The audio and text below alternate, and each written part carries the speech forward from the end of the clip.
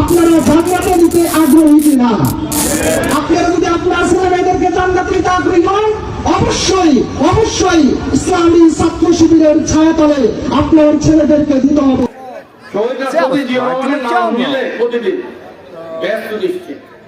আমি বিশ্বাস করি আপনার ছেলে ইসলামাইজ হয়ে যাবে এমন একটি সিলেবাস করে ইসলামী ছাত্র শিবিরের প্রথমে সমর্থক, পরবর্তীতে কর্মী, এরপর পরীক্ষা দিয়ে সাথী, এরপর পরীক্ষা দিয়ে লিখিত এবং মৌখিক দুইটা পরীক্ষা দিয়ে তাকে সদস্য হতে হয়।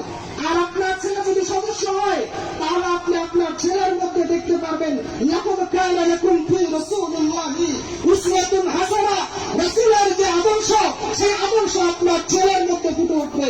সাহাবায়ে কেরামের যে আদর্শ সেই আদর্শ আপনার ছেলের মধ্যে ফুটে উঠবে।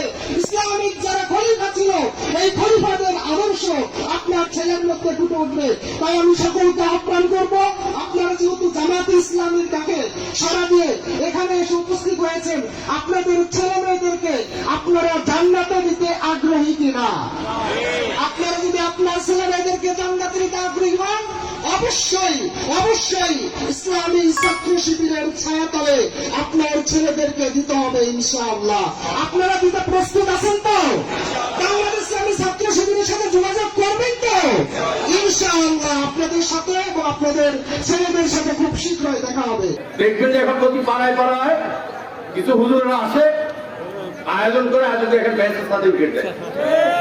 তো এই বেহেশতের সার্টিফিকেট দেওয়ার থেকে আমরা একটু সাবধান হতে হবে।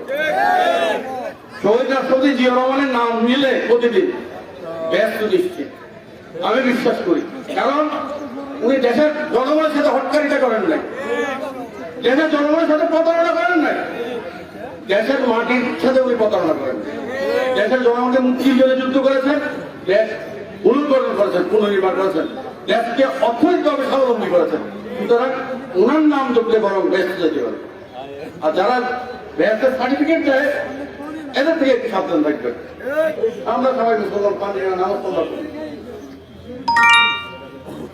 কিন্তু এদেরকে ভোট দিলেও নাকি আমরা ব্যস্ত দিচ্ছি, এদেরকে ভোট দিতে হবে তাহলে ব্যস্ত দিচ্ছি। সুতরাং এই ব্যস্তিদের থেকে একটু নিজেদেরকে সাবধান রাখবেন, এই আশা এই প্রত্যাশা করে আজকে আমার বক্তব্য শেষ করলাম। বাংলাদেশ জিন্দাবাদ, বাংলাদেশ জাতীয়তাবাদী দল জিন্দাবাদ, শহীদ রাষ্ট্রপতি মোবারক, দেশমাতা খালেদা জিয়া জিন্দাবাদ। আজকের উপস্থিতি আপনাদের সকলকে ধন্যবাদ। আসসালামু আলাইকুম।